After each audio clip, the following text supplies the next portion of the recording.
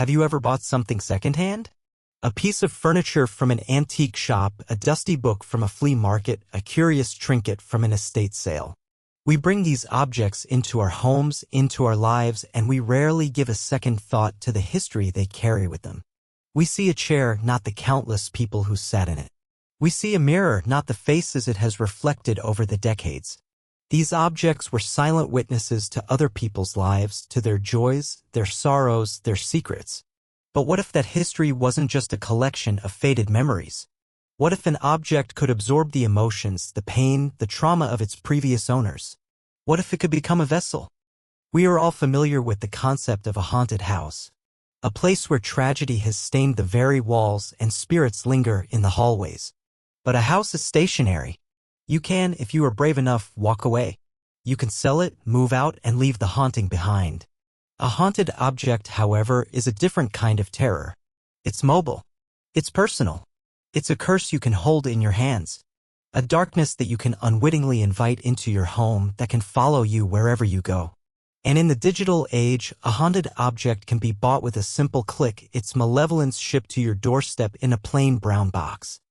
Tonight, we are going to tell the story of what is arguably the most famous haunted object of the internet era. A small, unassuming wooden wine cabinet that became an online legend, a viral nightmare passed from one owner to the next. It's a story born from an estate sale, nurtured in the early days of eBay and catapulted into paranormal stardom. A story that blurs the lines between ancient folklore, modern technology, and the terrifying power of belief. This is the story of the Dybbuk box. We will trace its journey from owner to unsuspecting owner, documenting the trail of misfortune, illness, and terrifying paranormal phenomena it left in its wake. We will look inside the box at the strange and symbolic items it contains. We will delve into the dark Jewish folklore that gives the box its name and its terrifying context. And finally, we will conduct our own paranormal investigation, examining the evidence, the witnesses, and the shocking confession that threatens to unravel the entire legend. This is a story that forces us to ask a fundamental question: can an object be truly cursed?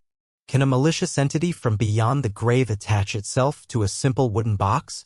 Or is the most powerful haunting of all the one we create in our own minds, a story so potent it can make us sick, drive us mad, and manifest our deepest fears into reality? So, secure the locks. Ignore that strange noise from the other room. We are about to lift the lid on one of the most chilling tales of a cursed item ever told.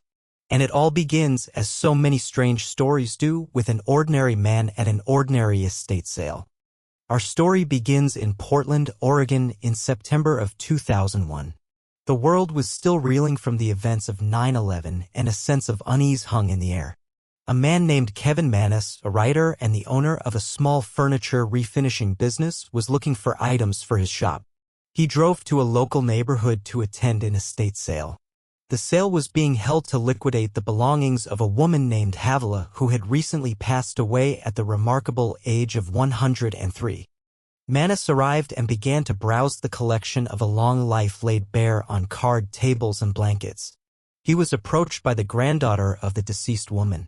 She explained that her grandmother, Havila, had been born in Poland, had been a survivor of the Holocaust, and had immigrated to the United States after the war, bringing only a few precious possessions with her. One of those possessions was a small, simple wooden wine cabinet.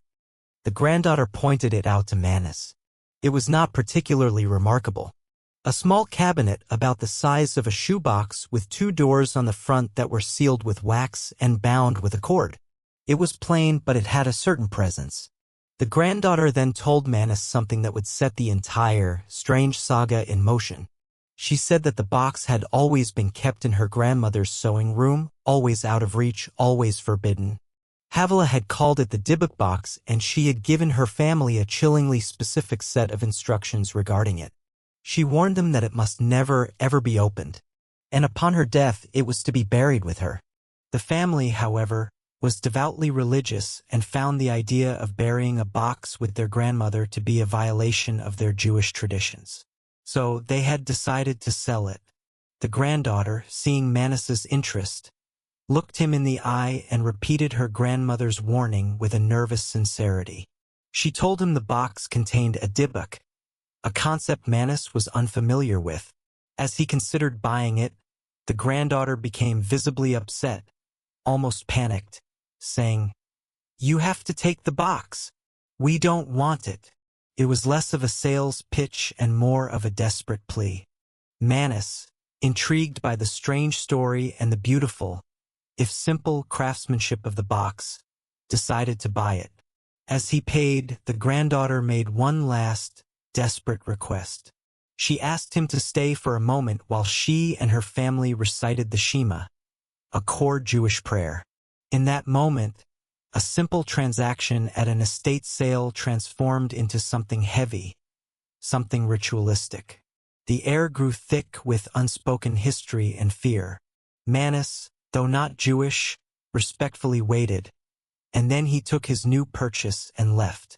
He had no idea he was carrying a legend out to his car. Back at his workshop, his curiosity got the better of him. He disregarded the old woman's warning and decided to open the box. It wasn't easy. He had to break the wax seals. Inside, he did not find a demon or a ghost. Instead, he found a collection of strange, seemingly random items. There were 2 1920s-era U.S. wheat pennies. There were 2 small locks of hair, one blonde and one dark brown, bound with cord. There was a small, engraved granite slab with the Hebrew word shalom, peace, etched into it. There was a single dried rosebud. There was a small golden wine goblet. And most curiously, there was a small, black, cast-iron candlestick holder with octopus-like legs. Manus was disappointed. It was just a strange collection of trinkets. He cleaned the box, refinished it, and decided to give it to his mother as a gift for her birthday, which was on Halloween. He presented it to her. She looked at it, and according to Manus, her face changed. She became uncharacteristically emotional and said she didn't want it, that there was a dark shadow about it. Manus insisted she keep it for a few days. He left the box with her and went on a business trip. 5 minutes after he left her house, he received a frantic call from his sister. His mother had suffered a massive stroke. She was partially paralyzed, had lost most of her vision, and most terrifyingly, had lost the ability to speak. The only words she could form, which she repeated over and over to him when he rushed to the hospital, were "No gift. Hey, gift." Devastated and now deeply spooked, Manus took the box back. He began trying to give it away to friends, to his girlfriend, to his brother. But a strange pattern emerged. Each person he gave it to would, within a day or two, return it to him. They all said the same thing: they didn't want it. They couldn't explain why, but they felt a sense of dread or unease when it was near. One friend left it on his doorstep with a note that simply read, "This has a bad darkness." With the box back in his possession, the paranormal phenomena began in earnest. It started with the smells. A strong, pungent odor of cat urine would permeate his house, with no explanation. This would often be followed by the sweet, cloying scent of jasmine flowers. Then came the nightmares. Manus began having a recurring, vivid nightmare of being followed and tormented by a grotesque, ancient-looking old woman, a hag with eyes like marbles of black glass. The most disturbing part? When he spoke to his brother and sister, he discovered that they and several other members of his family had all been having the exact same nightmare, down to the specific details of the hag's appearance on the very same nights. The activity escalated. He began seeing shadowy figures darting in his peripheral vision. He would hear disembodied whispers in his empty house. He felt a constant, oppressive sense of being watched. He came to believe that whatever was attached to this box was now attached to him. The final straw came one day when he returned home to find all the lights in his house on and the distinct feeling that he was not alone. Overcome with terror, he took the box and stored it in a small storage unit, hoping to contain its influence. But he felt he could not simply abandon it. He felt a strange, terrifying responsibility for it. He needed to get rid of it, but in a way that would warn the next owner. And so, in June of 2003, Kevin Manis did something that would transform a personal haunting into a global phenomenon. He turned to the great digital flea market of the modern world, eBay. He wrote a detailed, compelling, and utterly terrifying description of the box, its history, and the phenomena associated with it. He titled the listing simply Dybbuk box. He didn't just list an item for sale, he wrote the first chapter of a ghost story and uploaded it for the entire world to read. The Dybbuk box was about to go viral. The eBay listing itself is a masterful piece of storytelling. Manis laid out the entire story just as we've told it. He detailed the estate sale, the warning from the granddaughter, the contents of the box, his mother's stroke, and the litany of paranormal horrors that followed. He ended the listing with a stark and chilling warning to any potential buyer, stating that the box was being sold as is and that he would not be held responsible for any events, paranormal or otherwise, that the winning bidder might experience. He started the bidding at $1. The listing captured the imagination of the nascent online paranormal community. It was shared on forums and message boards. People were fascinated and terrified. This wasn't a story from a dusty old book, it was happening now in real time on a platform they all used. The auction became an event. And when the bidding finally closed, the Dybbuk box had a new owner. A young college student from Missouri named Iosif Nitska. Nitska, who was just 20 years old at the time, was a student at Truman State University. He was fascinated by the story and bought the box for $140, likely thinking it would be a cool, spooky conversation piece for his dorm room. He was about to get much more than he bargained for. When the box arrived, Nitska and his roommate began to experience a new chapter of the same haunting. The phenomena began almost immediately. The distinct smell of jasmine flowers and, later, the foul stench of ammonia or cat urine filled their small dorm room. Their electronic devices began to malfunction in bizarre ways. Light bulbs would burn out constantly. Their clocks would stop or run fast. But the most unsettling activity centered around Nietzsche himself. He started experiencing a profound sense of fatigue, a physical and mental exhaustion that he couldn't shake. He began seeing shadowy figures in his room at night, indistinct shapes that would move just at the edge of his vision. He would wake up to the feeling of someone watching him. His roommate also experienced the phenomena, reporting strange noises and the feeling of a presence in the room when Nitska wasn't there. Then, a new and alarming physical symptom appeared. Nitska's hair began to fall out in clumps. In a matter of weeks, a healthy 20-year-old man had lost nearly half of his hair for no medically discernible reason. Like Kevin Manis before him, Iosif Nitska documented his experiences online. He kept a blog detailing the strange events as they happened. This real-time documentation added a new layer of authenticity and terror to the growing legend of the Dybbuk box. The curse wasn't just a story from the past, it was an ongoing event and the online world was watching. After 8 months of escalating paranormal activity, failing health, and mounting fear, Nitska, like Manis, had had enough. He couldn't live with the box anymore. He relisted it on eBay. The curse was now being passed from person to person digitally. The legend grew with each new listing, each new story of paranormal terror. The second auction was even more of a phenomenon than the first. The story had spread. And this time, the winning bidder was a very different kind of person. He was not a curiosity seeker. He was a man of science, a man of history, and a man who was, by his own admission, a deep skeptic. His name was Jason Haxton. Jason Haxton was the curator of the Museum of Osteopathic Medicine in Kirksville, Missouri. He was a respected professional, a man whose life revolved around facts, artifacts, and verifiable history. He had been following the story of the Dybbuk box online and was fascinated, not by the paranormal claims, but by the object itself as a piece of cultural folklore.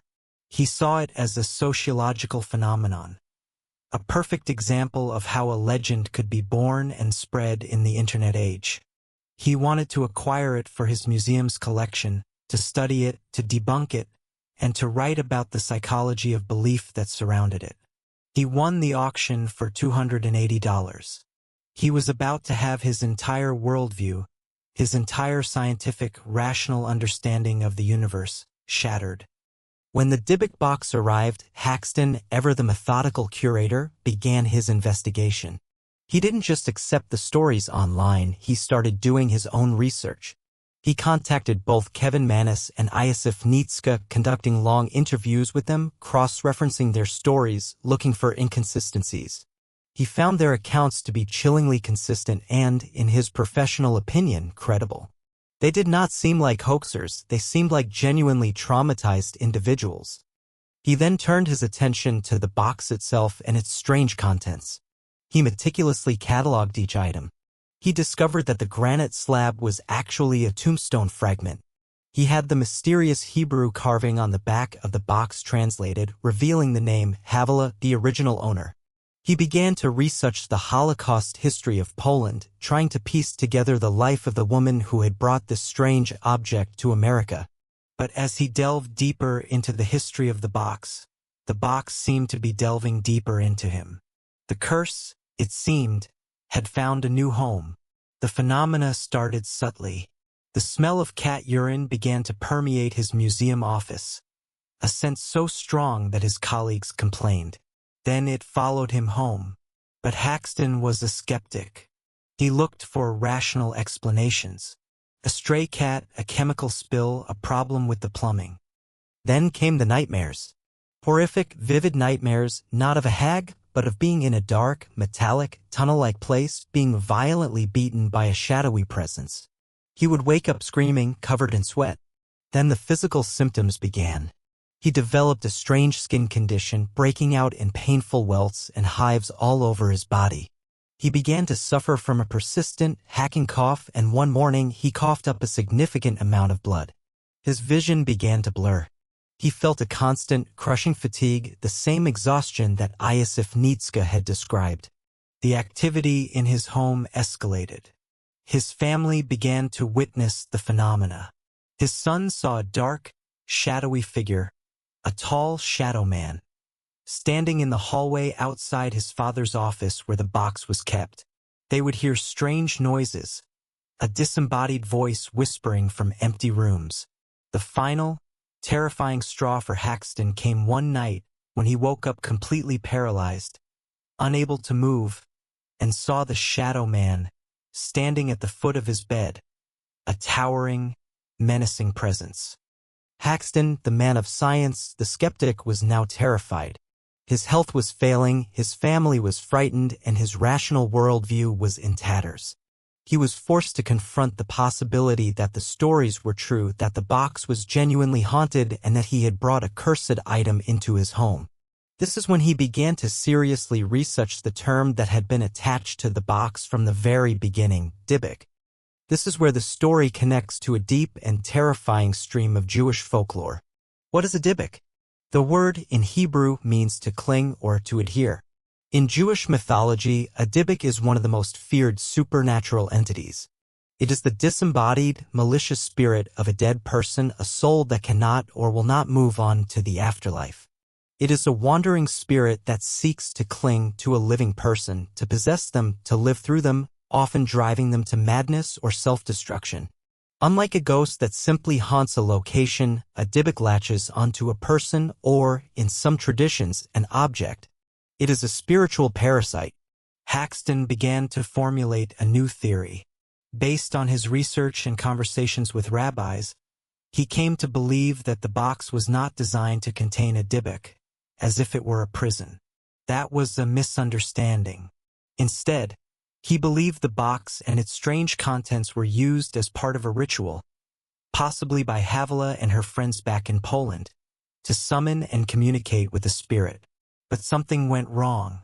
They summoned something they couldn't control, a Dybbuk. The Dybbuk then attached itself to the ritual object, the wine cabinet. The box was not a prison. It was an anchor. This theory explained the violent reaction of the granddaughter at the estate sale, her desperation to be rid of it. It explained Havilah's fear and her insistence that it never be opened, not because opening it would release the Dybbuk, but because opening it would show disrespect to the entity and re-engage with the ritual, strengthening its hold. Faced with this terrifying new understanding, Jason Haxton realized he had to do something. He was the curator of the curse now, and he felt a profound responsibility not to pass it on. He consulted with a number of rabbis and experts in Jewish mysticism. They gave him a set of strict instructions based on ancient traditions for dealing with such entities. He had to show the object respect. He had to seal it away, to entomb it, and to sever the connection between it and the human world. And so Jason Haxton, the modern museum curator, undertook an ancient ritual. He took the Dybbuk box and all of its original contents and, following the rabbi's instructions, sealed it within a custom-built wooden ark. The ark itself was lined with 24-karat gold leaf, a material believed in many traditions to have protective, anti-demonic properties. He sealed the ark, vowing that it would never be opened again. He then took this newly entombed object and hid it away in a secret, undisclosed location, hoping to finally break the chain of the curse. For a time, it seemed to work. His health improved. The paranormal activity in his home ceased. The nightmares stopped. Haxton wrote a book about his experiences, and the story of the Dybbuk box, now with a definitive, chilling narrative arc, became a global paranormal sensation. It inspired a Hollywood horror movie, The Possession, which brought the legend to an even wider audience. The story could have, and perhaps should have, ended there. With the cursed item sealed away, its dark history documented, its power contained. But a story this powerful, an object this infamous, rarely stays hidden forever. Eventually, Jason Haxton decided that he could no longer be the sole guardian of the box. The burden was too great. He sought out a new owner, someone he felt was equipped to handle such a uniquely dangerous artifact. In 2016, he sold the Dybbuk box to its current and most famous owner, Zach Bagans, the lead investigator of the popular paranormal TV show Ghost Adventures. Bagans acquired the box and now houses it in his haunted museum in Las Vegas, where it is displayed as one of his most prized and most dangerous possessions. It sits inside a glass case, a relic of a viral ghost story where thousands of visitors a year can now gaze upon the simple wine cabinet that allegedly ruined lives, caused illness, and brought its owners face to face with a demonic entity from Jewish folklore. The curse, it seems, has found its final resting place as a tourist attraction. And this is where we must stop, take a deep breath, and engage in our own paranormal investigation. Because as compelling, as detailed, and as terrifying as the story is, there's a final, shocking twist. A twist that calls everything we've just heard into question. In 2021, nearly 20 years after he first listed the box on eBay, Kevin Mannis, the originator of the entire story, came forward and made a startling confession. In an interview, he admitted that he had fabricated the entire story. He said he was a creative writer, and he had made it all up. The estate sale, the 103-year-old Holocaust survivor, the warning from the granddaughter, his mother's stroke, the nightmares of the Hagal of it, he claimed, was fiction. He said he had simply taken an old wine box that he owned, put some strange trinkets inside it himself, and woven a compelling ghost story around it to make it more interesting and to see if he could create a modern urban legend. According to Mannis, the Dybbuk box was never haunted. It was a social experiment, a piece of performance art. The curse wasn't ancient folklore. It was creative writing. This confession is a bombshell that seems to shatter the entire legend. If the origin story is a lie, then surely everything that followed must be as well. The case is closed. The Dybbuk box is a hoax. But is it that simple? This is where the story becomes even more fascinating and perhaps even more unsettling. If Kevin Mannis invented the story, how do we explain the experiences of Iosif Nietzsche and Jason Haxton? Were they both lying as well, simply playing along with the hoax to gain their own small measure of fame? Or is something stranger at play? Let's consider Jason Haxton. He was, by all accounts, a credible, professional man with a reputation to uphold. He documented his failing health with medical records. His family members acted as corroborating witnesses to the paranormal activity in their home. Was he so caught up in the story that he experienced a profound psychosomatic reaction? This is a very real psychological phenomenon. The nocebo effect, the evil twin of the placebo effect, demonstrates that if you believe something will harm you, you can manifest real, physical symptoms of illness. Did Haxton read the terrifying eBay listing, and did the power of suggestion, the belief that he now owned a cursed item, cause his mind to create the welts, the cough, the nightmares, the shadow figures? And what about the strange coincidences? The specific smells of cat urine and jasmine experienced by multiple unconnected owners? The shared nightmares between Kevin Manus's family members? If Manus is to be believed, he invented those details. So how did they manifest for others? This leads to a truly mind-bending paranormal theory. Did Kevin Manus, through the power of his creative writing and the focused, fearful belief of thousands of people online, accidentally create a real curse? In some occult traditions, this is the concept of an egregore or a thought form. It's the idea that if enough human consciousness, emotion, and will are focused on a single idea or object, that energy can coalesce and take on a life, a power of its own. Did Manus write a fictional story about a haunted box, and did the collective fear and belief of the internet community actually make the box haunted? Did he create a Dybbuk not of ancient folklore, but of modern technology and belief? And we must also consider the possibility that Kevin Manus's confession itself is not the whole truth. Why did he wait 20 years to reveal his hoax? Some researchers have suggested that he lied about creating the story in a desperate attempt to reclaim control of his narrative, to take back the legend that had grown far beyond him. Perhaps he was tired of being seen as just the first victim and wanted to be seen as the creator. Perhaps the original story was true and his confession is the real lie. The Dybbuk box story, in the end, leaves us adrift in a sea of uncertainty.